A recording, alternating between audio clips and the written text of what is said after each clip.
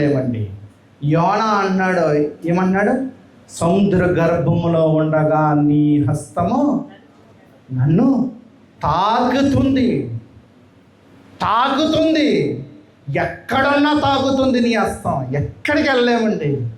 ఇక్కడ చెప్పుకొస్తున్నాడు ఏలీ కుటుంబం గురించి. ఏమంటున్నాడు? నీ పితరుని ఇంటి వారు ఐగుప్తు దేశమందు ఫరో ఇంటిలో ఉండగా నేను వారికి ప్రత్యక్షమైతిని.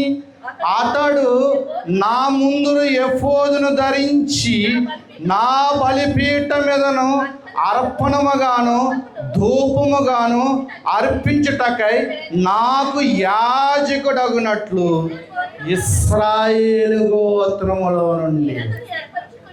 ఏంటండి? ఐగుప్తులో దాస్యం గురించి మాట్లాడుతున్నాడు. అక్కడ ఎన్నుకున్నాను నేను మీ కుటుంబాన్ని. వీళ్ళు లేవీలే అక్కడింటూ ఎన్నుకున్నాను నేను. నీ కుటుంబాన్ని, నీ కుమారుల్ని గొప్ప చేసుకుంటున్నావా? నీ కుమారుల్ని హైలైట్ చేసుకుంటున్నావా? నీ కుమారుల్ని బాగా ఉన్నతమైన స్థితికి పెట్టాలని చూస్తున్నావా? దైవ కుటుంబానికి దూరం చేసినట్లేడు. కుటుంబం అంటే ఎలా ఉండాలండి? ప్రార్థన పరుడిగా ఉండాలి. కుటుంబం అంటే మంచి వాక్యం చెబుతూ వాళ్ళని ప్రయోజనకారులుగా చేసి వాళ్ళు ఉండాలి. సామ్యూయేలుకి ఎవరు చెప్పారండి? హన్నా చెప్పింది. అన్న ఏం చెప్పింది? ఒళ్ళో పెట్టుకుని వాక్యాన్ని నేర్పింది. అసలు తప్పడా?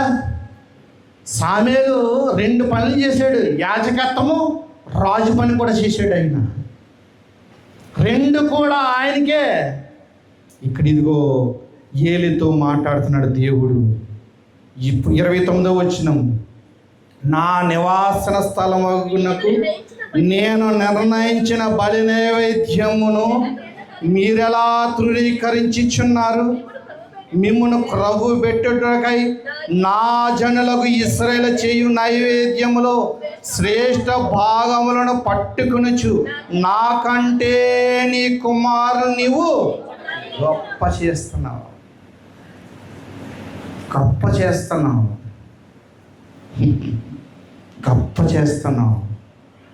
దేవుని కంటే మనం కుమారులను గొప్ప చేస్తున్నామేమో.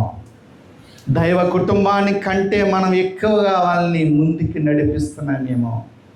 చాలా జాగ్రత్త. కుటుంబం కోసం నదన ఈదేస్తారు, దేవుని కోసం ఒక్క అడుగు కూడా వేయరు. కుటుంబం కోసం ఎక్కడికైనా వెళ్ళిపోతావు, దేవుని కోసం ఒక్క పరిచర్య కూడా నువ్వు చేయలేవు. దేవుడు నీతో మాట్లాడుతున్నాడు ఈ రోజుని. ఇదిగో కుటుంబం సరిగా లేకపోతే కుటుంబాన్ని తీసేసాడంతే. కుటుంబం సరిగా లేకపోతే దేవుడు తన యాజకత్వం జరిపించుకోకుండా ఏమన్నాడంటే 30వ వచనంలో, నీ ఇంటి వారును నీ పితర ఇంటి వారు నా సన్నిధిని యాజకత్వం జరిగించుదురని యెహోవా ఆజ్ఞ ఇచ్చినను. ఇప్పుడు అది నా మనసుకు కేవలము ప్రతికూలమైన, అంటే వ్యతిరేకంగా తిరగబడ్డది నా వాగ్దానం. ప్రతికూలంగా అయినంటే వ్యతిరేకంగా తిరగబడ్డది. నేను మార్చేస్తున్నాను నీ కుటుంబాన్ని తీసేస్తున్నాను, పక్క జరుపుతున్నాను. తర్వాత అన్నాడు ఆయన,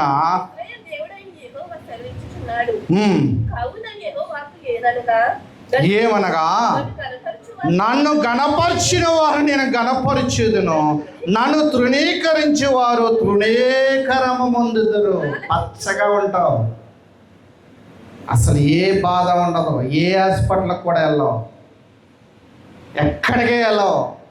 తుదికి ఆయన సన్నిధికి వెళ్ళవంతే చనిపోయాక. ఆయన చనిపోయాక గెట్అవుట్ అంటాడు అంతే. ఏది నా వస్త్రం, ఏది నా నీతి క్రియ, ఏది నా సత్క్రియ? నువ్వు అవసరం లేదు. నీ కుటుంబాన్ని నువ్వు సరిగా పరిపాలించలేకపోయావు. నీకు 2 బిడ్డలను ఇచ్చారు, 3 బిడ్డలను ఇచ్చారు, కుటుంబంలో వాళ్ళని నడిపించలేకపోయావు. ఏం చేశారంట వాళ్ళు? 2వ అధ్యాయం 22వ వచనం ఏం చేశారంట? 2:22. తన కుమారుడు చేసిన కార్యములనియు వారి ప్రత్యక్ష ప్రారంభ ద్వారపు దగ్గరకు సేవ చేయుటకు వచ్చిన స్త్రీలతో సేవించుటయను స్త్రీలతో సేవించుటని మాట చెవిని పడగానే వారిని పిలిచి ఇట్లనేను ఈ జనుల ముందర మీరు చేసిన చెడ్డ కార్యములు. ఎంత ముదువుగా మాట్లాడుతున్నాడు చూడండి. ఈ జనుల ముందు మీరు చేసిన చెడ్డ కార్యం నాకు వినబడినవి. ఇలాంటి కార్యం మీరు ఎందుకు చేయించున్నారు? నా కుమారులారా ఇలా చెయ్యవద్దు, నాకు వినబడినది మంచిది కాదు. యెహోవా జనులకు మీరు అతిక్రమింప చేయుచున్నారు.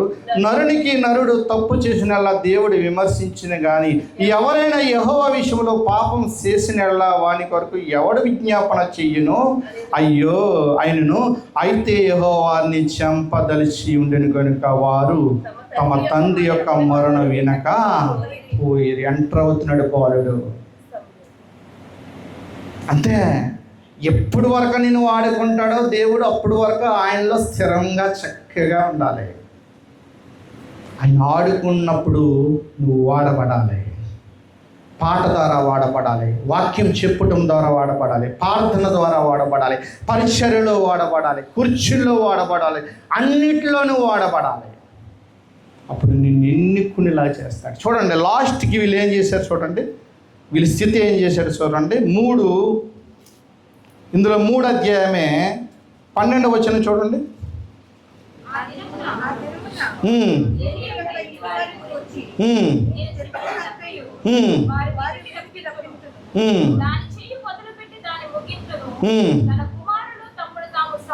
ఇది నేను చదివితే బాగుంటుంది. అసలు ఏంటి నీరసంగా చదువుతున్నారు? 13 తన కుమారులు తమ్మును తాము శాపగ్రస్తులుగా చేసుకునిచున్నారని తాను ఎరిగియూ తీసుకొచ్చాడు పాయింట్.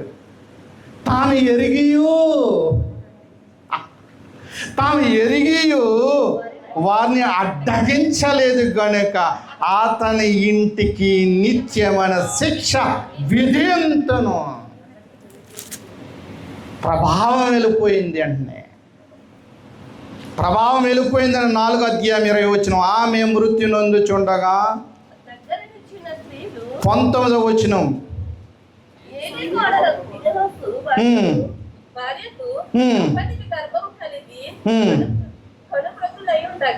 దేవుని యొక్క మందాసం పట్టబడిననియు తమ మామ తన పెనిమిటి చనిపోయిననియు ఆమె విని నొప్పులు తగిలి మొక్కలు మీదకి కురింగి ప్రసవైను. ఆమె మృతి పొందుచుండగా దగ్గర నిల్చున్న స్త్రీలు ఆమెతో భయపడవద్దు, కుమారుని కంటివి అనేది కానీ ఆమె ప్రత్యుత్తరము ఏమీ లక్ష్య పెట్టకయు ఉండునదై దేవుని మందాసము పట్టబడినదయ్య సంగతి తమ మామ పెనిమిటి చనిపోయిన సంగతి తెలుసుకుని ఈ ప్రభావం ఇశ్రాయేలు నుండి పోయినని చెప్పి తన బిడ్డకు ఇకబోదు అని పేరు పెట్టింది. వెళ్ళిపోయింది కుటుంబంలో నుంచి పవర్. ఆ పరిశుద్ధాత్ముడు వెళ్ళిపోయాడు వాళ్ళ నుంచి. ఇది ఒక కుటుంబం. ఈ కుటుంబంలో తండ్రి సరైన పాలన లేకపోయాడు. కుమారులిద్దరు కూడా చనిపోయారు, తండ్రి కూడా చనిపోయారు. కోడల అంటుంది, ఇదిగో మాలో నుంచి ప్రభావము వెళ్ళిపోయింది, మాలో నుంచి ప్రేమ వెళ్ళిపోయింది. మరి ఇంకో కుటుంబం గురించి చూద్దాం. యోబు కుటుంబం గురించి చూద్దాం. 2 కుటుంబాల గురించి చూసి మనం ముగించుకుందాం. యోబు కుటుంబం. యోబు చాలా మంచి వ్యక్తి. యోబు కుటుంబాన్ని ఎలా పరిపాలించాడంటే అండి, యోబు గ్రంథము 1వ అధ్యాయము. యోబు తనకిచ్చిన కుమారులు పాపం చేశారేమో. ఏం చేశారేమో? పాపం చేశారని తెలుసుకుని బలర్పించాడండి. ఏమర్పించాడు? బలర్పించాడండి. కుటుంబంలో ఉన్న యోబు దేవుని ఆడుకుని ఉన్నాడు. కుటుంబం ఇంకోటి చూసుకుని వచ్చాం, ఏలి దేవునికి దూరంగా వెళ్ళిపోయాడు. మరి మీ కుటుంబం ఎలా ఉంది? ఒక కుటుంబం చూసాం, ఏలి కుమారులు దేవునికి దూరంగా వెళ్ళిపోయారు, ప్రభావం అంతా పోయింది. మరి యోబు కుటుంబం గురించి చూస్తే ఆయన్ని ఎప్పుడు విడిచిపెట్టలేదంట. చూడండి 5వ వచనం చూడండి, మొదటి అధ్యాయం. వారి విందు దినములు పూర్తయినను కాగా యోబు తన కుమారులు పాపము చేసి తమ హృదయములో దేవుని దూషించారేమని వారిని ప్రవలించి వారిని పవిత్రపరిచి అరుణోదయము లేచి వారిని ఒక్కొక్కన నిమిత్తము దహన బలులు అర్పించుచూ వచ్చును. యోబు నిత్యము అలాగే. అబ్బా, కుటుంబం అంటే ఎలా ఉండాలి? కుటుంబం అలాగా యాజకత్వం ఇచ్చారు, వెలిగింపబడ్డారు, తుదికి వాళ్ళు ఏమైపోయారు? చనిపోయారు. ఇప్పుడు అపోస్తలుడైన పౌలు గారు మాట్లాడుతున్నారు, నీలో ప్రేమ వేరులాగా పాతికపడాలి. ఒక శైలిని మాట్లాడుతున్నాడు, ఎత్తు వెడల్పు. ఈ యొక్క రచన శైలి మనకు అర్థమవుతానండి. చతురం మాట్లాడుతున్నాడు ఆయన. మరి నీ కుటుంబం ఎలా ఉంది? మరి నీ కుటుంబం ఇక్కడ బలులు కొత్త నిబంధన వచ్చినప్పటికీ నీ దేహమే ఆయనకి సమర్పించుకోవాలి. రోమపత్రిక 12వ అధ్యాయంలో ఉన్నారు. మరి నీ కుటుంబం ఎలా ఉంది? నీ కుటుంబం ఎలాగ నడిపించుకుంటున్నావు నువ్వు? నీ కుటుంబాన్ని గొప్ప చేసుకున్నాడు ఏలి, నాశనానికి వెళ్ళిపోయారు. యోబు హృదయంలో పాపం చేశారని ఏం చేశాడంట? ఆయన బలర్పించాడంట. హృదయములో దేవుని దూషిస్తున్నారేమో అని బలర్పించాడంట యోబు. మరి ఎపిసెల్ రాసిన పత్రిక రండి, ముగించుకుందాం. చాలా విలువైన మాటలు ఈ రోజున విన్నారు. ఎలా విన్నాలో అలా విన్నారనుకుని నేను నమ్ముచున్నాను. ఎపిసెల్ రాసిన పత్రిక 3వ అధ్యాయానికి రండి, 15-18 అంటున్నాడు, మీరు అంతరంగ పురుషుని యందు శక్తి కలిగి ఆయన అంటే తండ్రి ఆత్మ వలన బలపరచబడినట్లుగాను క్రీస్తు మీ హృదయంలో విశ్వాసం ద్వారా నివసించినట్లుగాను తన మహిమైశ్వర్యం చెప్పున మీకు దయచేయవలననియు మీరు దేవుని సంపూర్ణత యందును పరిపూర్ణగునట్ల ప్రేమయందు వేరుపారి. చాలమ్మా, ప్రేమయందు నేను చెప్తున్నాను, నేను చదివేస్తాను, టైం అయిపోతుంది కదా. ప్రేమయందు వేరుపారి. చెట్టుని తీసుకొస్తున్నాడు, చెట్టు కాదు నీవే ఇక్కడ. ప్రేమలో వేరుపారి. తర్వాత అంటున్నాడు ఆయన, సమస్త పరిశుద్ధులతో దాని వెడల్పు, పొడుగు, లోతు, ఎత్తు ఎంతో గ్రహించుటకును, అబ్బా జ్ఞానమునకు మించిన క్రీస్తు ప్రేమను తెలుసుకున్నటకును తగిన శక్తి గలవారు కావాలని ప్రార్థించుచున్నానండి. ఈ ప్రార్థన ప్రతి కుటుంబంలో ఉండాలండి. ఆయన ప్రేమ అంట జ్ఞానానికి మించిన ప్రేమ అంట. క్రీస్తు ప్రేమ జ్ఞానానికి మించిన ప్రేమ అంట. ఆ ప్రేమలో మనం అందరం ఎదిగివారుగా ఉండాలండి. ఏలే కుమారులను పోగొట్టుకున్నాడు, యోబు కుమారులను దక్కించుకున్నాడు. మరి నీ కుటుంబం ఎలా ఉంది? నీ కుటుంబము వాక్యానుసారంగా నడిపిస్తున్నావా? నీ కుటుంబము యూట్యూబ్లోనే వెళ్ళిపోతుందా?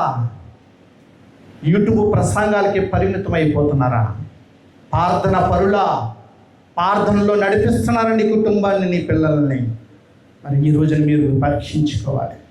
ఒక్కొక్క మాట నేను చదివేసి నేను ముగించేస్తున్నాను. ఇదే 2 కొరింథీయులకు రాసిన 2వ పత్రిక 4వ అధ్యాయము 16వ వచనం. అంటే అంతరంగ పురుషుడు అంటే నీవే. కావున మేము అధైర్యపడము, బాహ్య పురుషుడు కృషించినను ఆంతర్య పురుషుడు దినదినము నూతన పరచబడుచున్నాడు. మేము దృశ్యమైన వాటిని చూడక అదృశ్యమైన వాటిని నిదానించి చూచుచున్నాము గనుక క్షణం మాత్రం ఉండు ఈ చులకన శ్రమను మా కొరకు అంతకంతకు ఎక్కువ నిత్యమైన మహిమ భారం కలగజేయుచున్నది. ఎలా అనగా దృశ్యమైనవి అనిత్యములు, అదృశ్యమైనవి నిత్యములు. ఆ ప్రభులో మేమందరం కూడా వెళ్ళిపోతున్నాం. మన బాహ్య పురుషుడు కృషించినను ఆంతర్య పురుషుడు దినదినము వేరుపారి, వెడల్పు, లోతు, ఎత్తు. క్రీస్తు ప్రేమంట ఆమె అన్నట్ల కంటే ఎక్కువ అంట. అలా మనం ప్రేమలో నడిచేవారుగా ఉండాలి. 2 కుటుంబాలు నేను మీ ముందు పెట్టాను. ఏలి కుటుంబం లాగా ఉండకూడదు, యోబు కుటుంబంలా ఉండాలి. యోబుకి వచ్చిన శాంతి, యోబుకి వచ్చిన బాధ అంతా ఇంత కాదు. తన భార్య అంటుంది దేవుడిని దూషించి ఏమంటుంది, మరణం పొందంటుంది. మరణానికి వెళ్ళిపోయింది భార్య. యోబు నిత్యం అలా నిలబడ్డాడు. ఎంత ఆస్తిపరుడండి. ఆ ఆస్తి మనం ఉంటే తొక్కుకుండా పోతాం. మనం తొక్కకుండా పోకో. కుటుంబాన్ని దేవుళ్ళో నడిపించు. హెచ్చింపుకి వెళ్ళకో. తగ్గించి తన్ను తాను తగ్గించుకునేవాడు హెచ్చింపబడిన కృప దేవుడు మీ అందరికీ ఇచ్చును గాక. ఆమె తల వంచిన ప్రార్థన చేసుకుందాం. మమ్మల్ని మిక్కిలిగా ప్రేమించిన మా పరలోక తండ్రి, నీ ఘనమైన శ్రేష్టమైన నామను బట్టి ప్రభు నేను స్తుతిస్తున్నాను, గణపరుస్తున్నాను. ఎఫెసీయులకు రాసిన పత్రికలలో ప్రభు ఎన్నో విలువైన మాటలు మాతో మాట్లాడారు. మా కుటుంబాలు ఎలా ఉన్నాయి తండ్రి? మేము సరిగా ఉన్నామా దైవ కుటుంబంలో? మమ్మల్ని మేము పరీక్షించుకుంటాకి ఈ మంచి మాటలు మాకు తెలియపరిచారు. నిన్ను బట్టి, ఇక్కడ ఉన్న కుటుంబాలను బట్టి, దైవ సేవకులను బట్టి మా అందరినీ కూడా మీ కుటుంబంలో, దైవ కుటుంబంలో నడిపించేలాగా, కొనసాగేలాగా కృప చూపిస్తావని, నడిపిస్తావని యేసు క్రీస్తు వారి నామములో ఈ మాటలు సమర్పించుకున్నాను నా పరమ తండ్రి. ఆమేన్. అందరికీ వందనాలండి. ఈ సమయం ఇచ్చిన దైవజనులకి సమయాన్ని మళ్ళీ ఇస్తున్నాను. Thank you. అందరికీ వందనాలండి. రండి అయ్య గారు.